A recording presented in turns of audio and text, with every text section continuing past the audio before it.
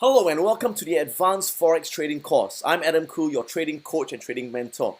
And I believe you've purchased this course because you truly enjoyed the basic Forex trading course and you're using the first two techniques, the impulse pullback and impulse pin bar strategy.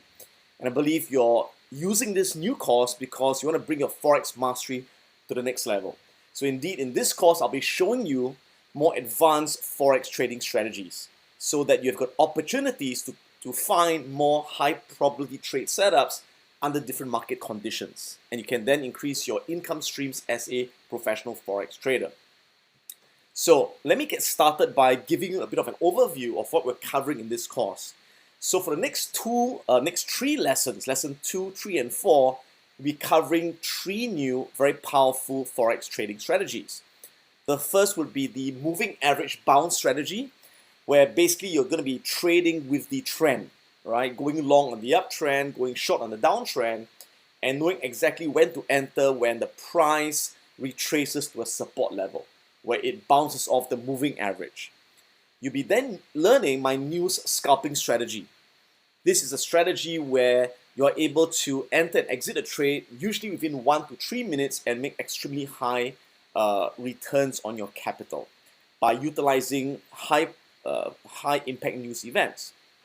And finally, you'll be learning how to trade when prices are in a range, how to trade the range for currency pairs. So before we go into these advanced strategies, it's really important for you to, number one, go through an overview of the technical techniques and signals you have learned in the basic course. I'm going to review that and go a bit deeper into that, as well as introduce you to some more advanced technical strategies that we need to trade these strategies. So we'll be looking at, again, understanding support and resistance in price structures, which is really important. Understanding, again, the role that moving averages play, and how do we read moving averages, how do we use them to determine the strength of a trend, to determine support and resistance levels. You also learn, again, the importance of looking at higher time frame analysis to ensure higher time frames are aligned with the time frame you're trading in. We'll also go into understanding the impact of news and how it impacts prices in currency markets. And finally, understanding how to use Fibonacci retracement tools to increase your probability of trades, to find additional confidence in trade setups. So I hope you're ready, I hope you're excited. May the markets be with you. Let's get ready on this journey by going to these advanced technical analysis signals.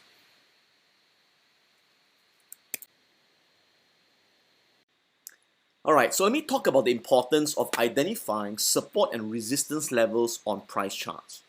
So first, let me define support and resistance. Support and resistance are price levels where prices tend to stop and reverse direction. So for example, a resistance level, let me write down resistance level, is a price level where the price tends to move up, and when it reaches a level, it tends to stop and reverse back down. Okay? Again, it goes up, reaches a certain level, it goes back down. Goes up, reaches a certain level, goes back down. That is known as a resistance level, or like a ceiling. Okay? So this is the resistance level. So why does resistance happen? You can understand the psychology behind resistance is that at this price level, for example, this could be 1.2850. As you can tell, that's my favorite number. Okay, you can buy the lottery on those numbers. At this level, it tells you that supply exceeds demand, or in other words, there are many sellers that are queuing and waiting at 2.5 or 2.850. So the moment the price goes to that level, there's a probability it will stop and reverse back down. That's known as a resistance level. So conversely, what's a support level? A support level happens when the price goes down and reaches a certain level, stops and changes direction. Goes down, hits the level, changes direction. Goes down, reaches the level, changes direction. And that is known as a support level, or like a floor that supports the price. So say this support level is at a price of 1.2800, for example. Okay, So again, why does this support happen? Psychologically, it's because there are many buyers that are queuing at 2800. Demand exceeds supply at that level. So the moment the price goes to that level, there's a probability it will stop and reverse back up again. So that's the psychology of support and resistance levels. Okay, so the first question would be, how do you know when a resistance and support level is reliable? Okay, so one of the measures I use is I want to ensure that a resistance level or support level is tested at least 3 times for it to be reliable to use. So it means the price must go up to a certain level, and it goes to a level, it comes down, that's what we call one test. Goes up again to the same level or close to that level and reverses down, that's test 2. Goes up, comes down, test 3. So again, I want to see a level tested at least 3 times for it to be a significant resistance level. If it is tested 1 and 2 times, it is a potential probationary resistance, but the third time is the confirmation of resistance. Similarly, for support, it has to be tested at least once, twice, and preferably again 3 times for it to be a reliable support level. Okay, now some people say, Adam, besides horizontal support and resistance, there are also trending support and resistance on there. For example, you have a trending support line or a trending support line or trending resistance lines. Yes, you could draw them, but I do not draw them because I find that trending support and resistance, the ones that are diagonal in nature, are very subjective, and you see what you want to see, and 5 different traders will draw it very differently. And if it is not that objective, it's very subjective, I don't find it reliable. So personally, I only trust horizontal support and resistance levels, especially for currency trading. The other thing to understand is that when I say it's reliable, it's a matter of probabilities. So once there's a resistance, for example, at this level, at 2850, it doesn't mean that if the price goes to 2850, it must stop and come down. Okay, as you know, in trading, there's no guarantees. There are no guarantees, there's no certainty. It's only a probability. So there's a probability it will stop and come down, but it's definitely not a certainty. Okay, so as traders, we want to take high probability entries. In other words, we want to buy when the price hits a support level that is strong, and we want to buy at support because there's a probability it will go up and we can make some quick profits in pips as it goes up, right? So we want to buy at support levels, okay? Similarly, when a price goes up and hits a resistance, we want to be a seller at that level. So we're going to sell at resistance, we're going to buy at support. And this is especially so for the strategy on trade the range, which is one of the strategies you learn in this course. Okay, so again, if you sell at resistance, it's not a guarantee it will come down. It can always break the resistance and go up. If you buy at support, it can break support and go down. So it's only a probability. And as you've learned in course 1, you can't be right all the time, and you don't have to be right all the time. As long as you are right half the time or slightly more than half the time, with a good risk to return ratio, you'll be very profitable. So when you're wrong, you lose 1 hour. When you're right, you make 1 hour, you make more than 1 hour, right? You make 1.5 hour or 2 hour. And that's our whole point here, finding areas where there's a probability of a price reversal. So that's resistance and support levels. The other important thing to understand about resistance and support is that it is not a defined line per se. It's more like a zone. Okay, more like a zone. So what do I mean? Let me draw it one more time. Okay, so a lot of people think that resistance is a line like that. That's resistance, right? Resistance. And support is, again, another line like that, support. And they think that prices move within these 2 lines like a brick wall, right? Goes down, hits the wall, goes up, hits the wall, comes down. Yeah, only in theory. In reality, this rarely ever happens.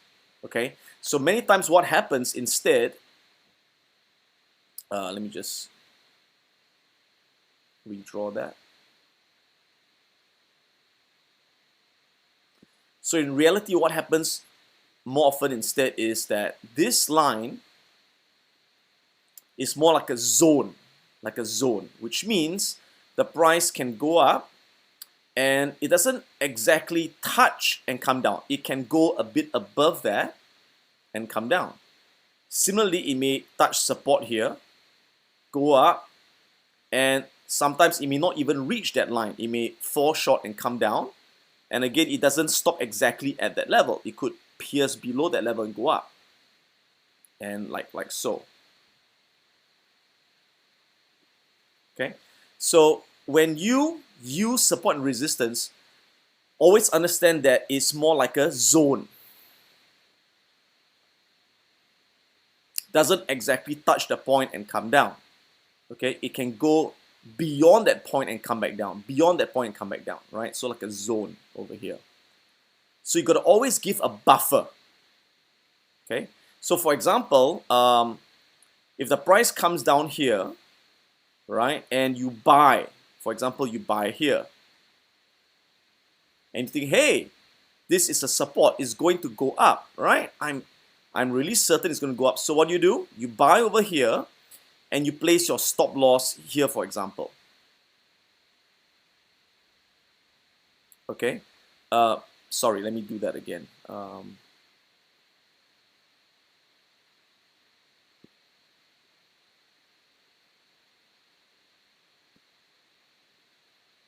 Okay, let's use this example, right? So the price is coming down, coming down, coming down. You say, okay, it's going to hit the support, it's going to bounce, right? So I'm going to buy at that level. So you're going to buy there, and you're going to place your stop loss below that support level, like most people teach in most books, right? But the trouble is the market likes to screw you. Okay, so what happens is you buy there, and sure enough, it will go below the support. It will hit your stop loss, and you end up selling for loss, right? You bought there, you sold there for loss, and the next thing you know, it goes up again. And you go, damn, what happened, right? The market's out to get me. I'm really unlucky. No, it's not that you're unlucky. The market's not out to get you. That's how the market is. So you have to ensure that if you buy there, you have to give buffer to the fact that the price will continue going lower than the support by a buffer, by a zone.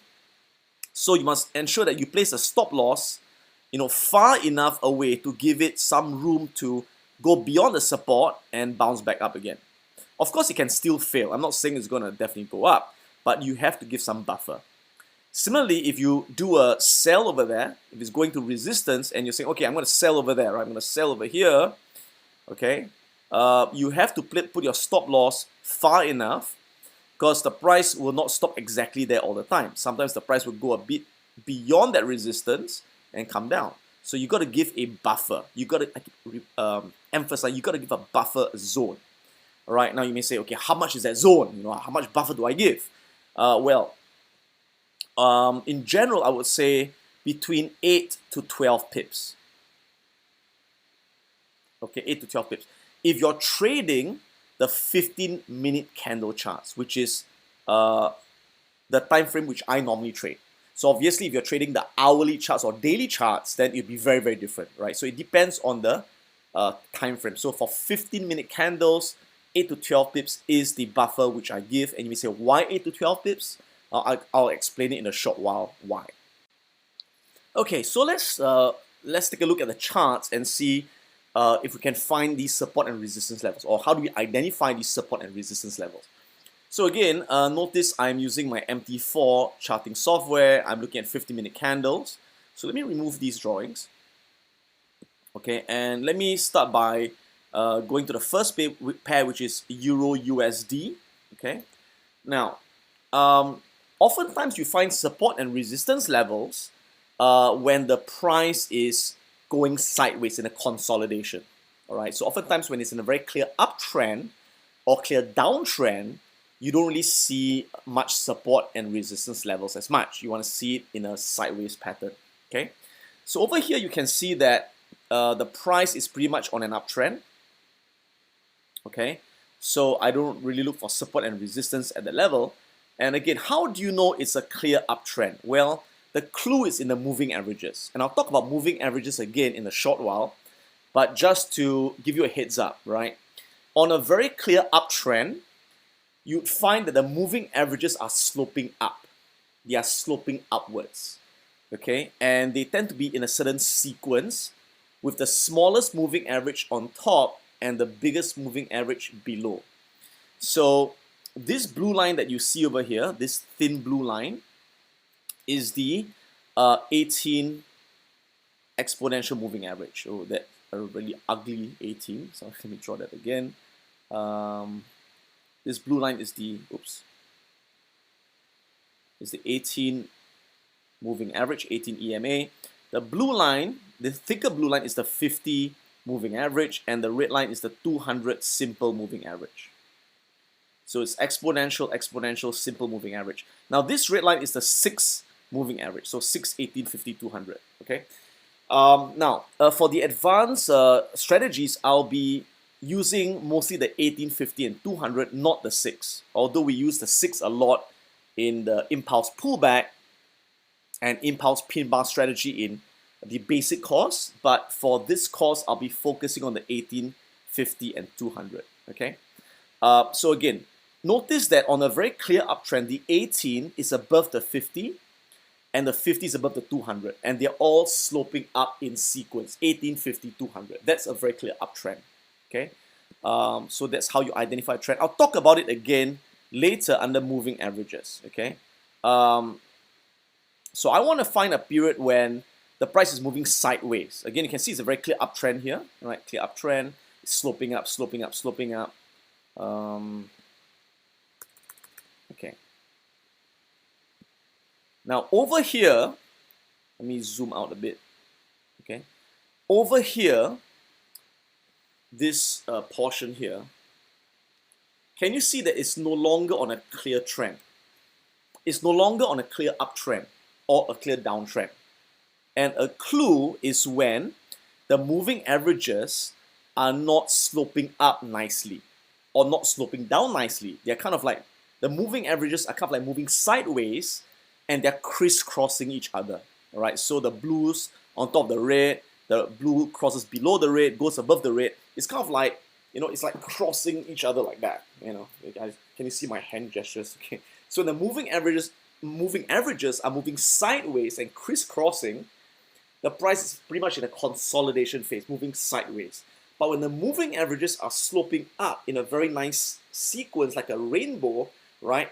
18, 50, 200 is an uptrend, okay? Sloping down, 1850, 200 is on a downtrend. So this is a sideways pattern. And sideways pattern is when the support and resistance levels are very, very clear, okay?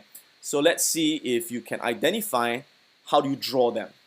So using the charting software, I click on this line here, which is the horizontal line, okay?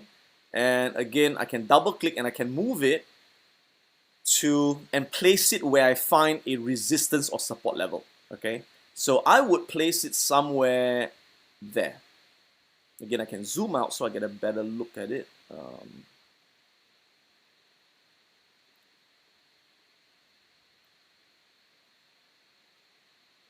All right, okay, I'll place a resistance somewhere here. Oops. There we go, okay? So why do I place a resistance over here? Some of you may ask, okay, why don't you put a resistance here? Why don't you draw it here? Or why don't you draw it here? Why do you draw it here and not here and not here? What's the reason? Well, I like to draw the resistance where it touches as many points as possible. I draw the line of best fit, okay? If I draw it here, it only touches once. If I draw it here, it only touches twice. But when I draw it here, notice it touches once, twice, 3 times, 4 times, 5 times. Touches 5 times. So it's a more reliable level, all right? Because it touches as many points as possible. So I would take that as a more significant line than the first two. So I can double click on this and I can just delete it. Click delete. double click, right click, delete. Okay, so I find there's a resistance over there, and where would I draw a support? I would draw it somewhere here. Why? Because again, you can see that, to me, I can see it's pretty significant, right? It's tested more. Okay, so you can see it went down. This is one test, two tests, three tests, four tests, five tests, six tests, right? So it's tested many times. It's a significant level. Okay, so that's where I draw my support. Now, why wouldn't I draw the support here? Well, actually you could. This is actually another support level, right? You can see it's tested once, twice, three times, four times. So this is also another support level. So that's one support here and that's one support here. Remember, as long as it's tested three times, it's a reliable level. Well, to me at least, okay? It's reliable enough to use to make trading decisions, okay? All right, so taking a closer look, notice, let me zoom in a bit. So notice what I mentioned about buffer zones, right? So you can see the price goes up, hits a resistance, comes down, goes up, hits the resistance. Again, notice it doesn't stop exactly at the point 1879. It in fact goes a bit beyond that point, comes back down. Then goes to 1879, comes down, comes down. So notice that this is the buffer zone. Okay, so as it went up, you may say, hey, I'm going to put a stop loss above that. It hits your stop loss and it goes down. Okay, so again, there's a certain buffer zone you have to be careful about. It can go beyond that zone. Now, again, I mentioned that roughly how much buffer do you give? You give about 8 to 12 pips for 15-minute candle time frames. Okay. Now you may say, why 8 to 12 pips? Well, it is really based on a concept known as ATR.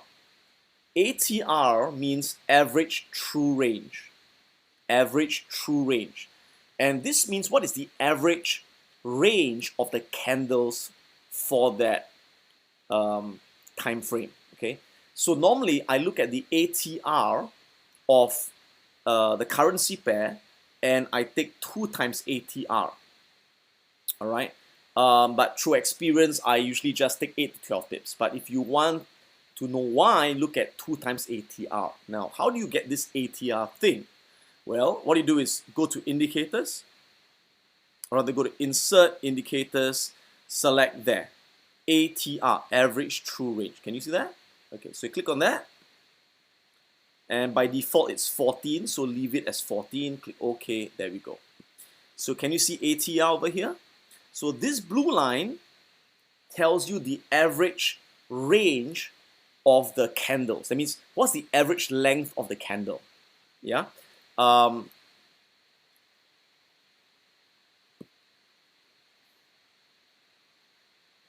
So you can see, give me a second. Oops. There we go. All right, good. So notice that it goes up, it comes down, it goes up, it comes down, right? So you may say, which one do I take, right? Well, normally what I do is I take roughly the center. Okay, so that's the top. Can you see that's the top? And that's the bottom. So the center is somewhere around here. That's the center, right? It's just an approximate, okay? So notice the center is about 6. Can you see 6 over there? Let me just bring it closer for you. Can you see 6? That means 6 pips. So it tells you that the average true range, the ATR of this currency pair for 50-minute candles is 6 pips. So what is 6 times 2? Ta-da! 12, right? And so because of that, I know that during this period, I should give a 12 pip buffer, which means my stop loss should be at least 12 pips away if I'm going to sell or buy. All right, so that's how you can check it more accurately by using ATR or average true range.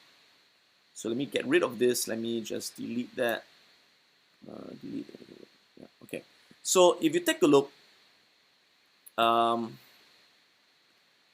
here to here, if I click and I drag, there you go. Can you see 12 pips? All right. By the way, you see 120, right? You see 120? That's 12 pips. Okay.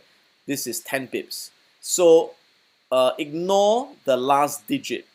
So when you see 118, it means 11 pips. Okay. So what this is telling us is that the price moved roughly about 12 pips above its resistance as a buffer. That's what it means, right? So that's the resistance. This was about 12 pips. 12 pips, right? So went up, came down, right? So like I say, give the buffer between 8 to 12 pips, right? And again, through experience, you can tell which one to use. But if you want to use the ATR, look at the ATR, take the center of the ATR, multiply by 2, that tells you the buffer zone you need to use. All right, guys? Okay. Now, the other concept to understand in support and resistance is that support becomes resistance and resistance becomes support. Okay, so this means that if you have a resistance line here, or zone, I call it zone, okay, and the price goes, hits the resistance, comes down, hits it, comes down, hits it, comes down, and if it eventually breaks above that resistance and it comes back down again, oftentimes, doing, that previous resistance, okay, will tend to become support. So this is test 1, okay, test 1, test 2, test 3, test 4. So this is considered a test of that level as well, okay. Similarly, if this is a support level, and the price goes test 1, test 2, test 3, and it breaks that level, what happens? If it comes up again, oftentimes that support will become a resistance, and goes down. Okay, so there are traders where what they do is they look at a resistance level, and when it breaks above the resistance, they wait for it to come back down again, and when it hits that resistance that turns support, what do? That's right, they tend to buy over here and write it up. Now, this is a strategy that I don't use that often, but it is used by some traders, right? So similarly, this is a support level, right? Test 1, test 2, test 3, breaks a support, goes, hits resistance, comes down, and that's where traders go short. All right? So let's take a look at that phenomenon on this chart. Do we have that phenomenon? Okay, so as you can see here, this resistance broke out and became doing support. Can you see that? So this resistance level has become a support level. There you go. So this tells you that this level here at 1831 is a very strong level because it has been tested on both the resistance side and the support side. Both the light and the dark side of the force has been tested. Very strong. All right. And again, over here, you can see that this level remains powerful because it went down and boom, it went up again. So again, this was a support level. And again, it went down by a certain buffer point, right? So it was a support that tended to hold.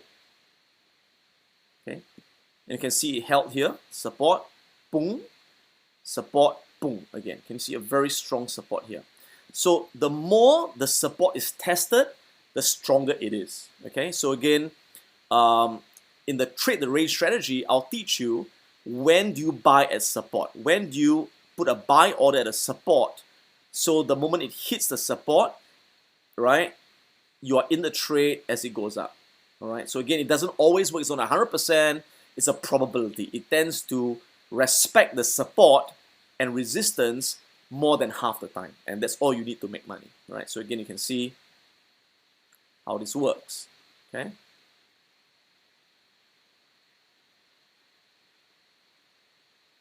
There we go again. Notice the strong resistance, it breaks the resistance and boing, it becomes support. Can you see resistance becomes support? All right. Now, do also notice that it is useful to draw these support and resistance levels because, again, whatever strategy you're using, always remember this. Never buy right below a resistance level. Okay, never buy below a resistance level. So, for example, if you know there's a strong resistance over here, okay, and you get a buy signal here, it may be better not to take the signal.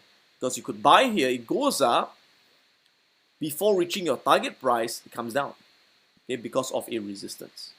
Similarly, do not do a sell or short near a support level. All right, so for example, if you identify that there's a support here, a strong support level here, and you see a sell signal here, for example, you say, hey, there's a sell signal, or whatever strategy you're using, then it's a bit more risky, all right? I mean, you could still break the support and take a profit, but, you know, there's a higher probability that you sell, it goes down, it finds support and goes up and it hits your stop loss, okay? And so that's why these support resistance levels are crucial to draw to help you make better entry decisions. All right, let's take a look at more examples. So now let's look at dollar franc. Again, on the 15-minute candles. And you can see, is it a clear downtrend? Yes, it is, because again, look at the moving averages. They're all sloping down, right? So nicely sloping down. And look at the sequence, right? 200s on top, and you got a 50 over there, you got an 18 over there. So whenever you've got this downtrend sequence, the larger moving average followed by the medium and the small, sloping down, that's a clear downtrend. Okay, so I'm looking for, again, a pattern of consolidation when the price going sideways to identify the support and resistance levels. There we go. Okay, so again, can you see over here, the price is in a period of consolidation. Why?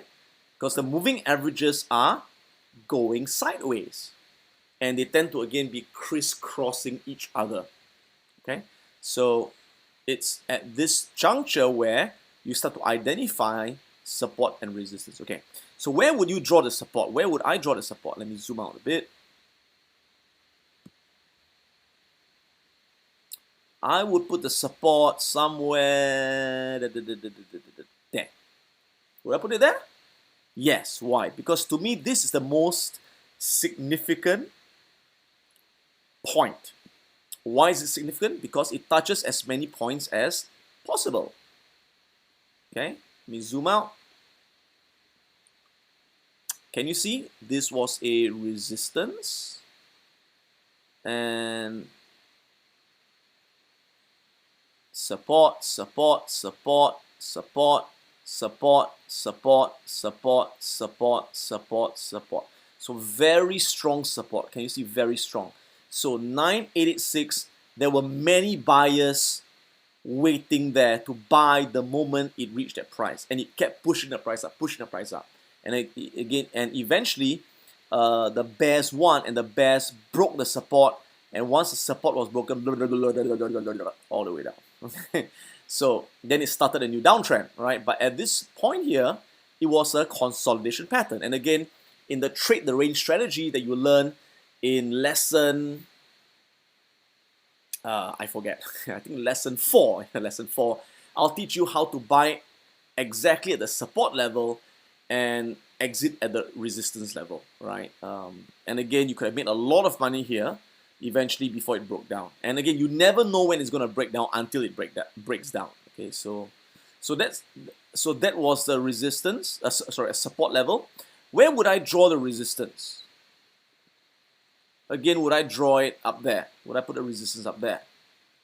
No, it only touched once, so it's not very significant, right? Would I draw it there? Yeah, because it, again, Tested once, twice, 3 times. So that is a significant level, okay? And you could have multiple levels. I would say there's another level over here.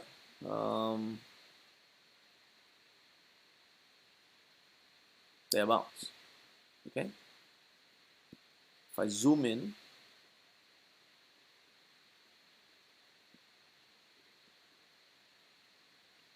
again, I want to draw the line of best fit. Which line fits as many reverse points as possible? I would say is this one, right? So resistance, resistance, resistance. It broke above the resistance, then resistance again, broke above it, resistance again, resistance again, resistance, resistance, resistance. Very strong resistance levels. Tells you sellers were waiting there. Buyers were waiting there, okay? So in a very clear range, every time it hits the support and we buy over here at the support level and sell into resistance, we can make a pretty good living taking profits very nicely, right? So buy there, sell there, buy there, sell there, and we call this trade the range, right? So again, it's not that simple. There are very specific entry and exit rules to follow when trading the range to only enter with the best probability. And again, we'll cover all this in lesson 4 of the advanced trading course. So hold on to your horses. For now, just understand the concept of how to draw these lines. That's all you need to know now. Don't worry too much about the exact entry point, the exact exit point. That will be later in the course. For right now, it's just knowing how to draw these levels. Okay, let's look at one last example, dollar yen. And again, you can see it's a downtrend over there. I'm looking for a consolidation pattern. This is a very small consolidation. Well, you could draw it there. It's a pretty small consolidation pattern. Yeah, it's not really tradable because it's a bit small. Okay, this is a bigger pattern actually. Yeah, so over here you can see pretty much going sideways with a downtrend bias. Okay, and again, I'll teach you about downtrend bias in a while. But overall, it's going sideways with a downtrend bias. Where would you draw the resistance? I'll tell you where I'll draw it. I'll draw it somewhere there. Would you agree? Resistance, test 1, test 2, test 3, test 4, test 5, test 6.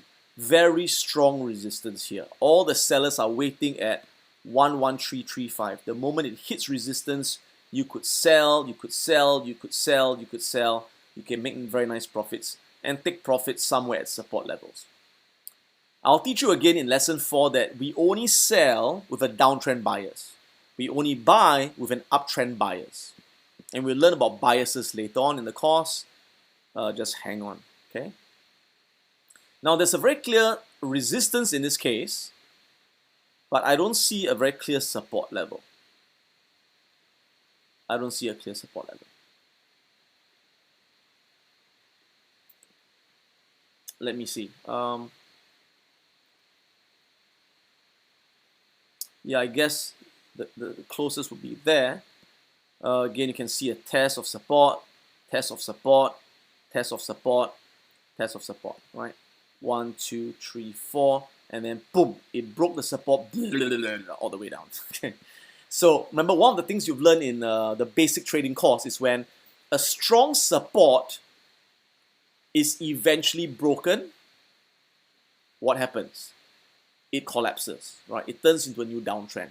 And if a strong resistance is eventually broken, it turns into a very strong uptrend. And we call that breakout trading. Buying the breakout of resistance and shorting the breakdown of support. Now, that's not one of my key strategies I use in Forex trading, but there are traders that do that. I don't do that. Okay, it's just not my cup of tea for Forex trading. I tend to use other strategies that you will learn in this course. Okay, so that concludes this part on support and resistance. Let's now move on to the next part where I again review moving averages.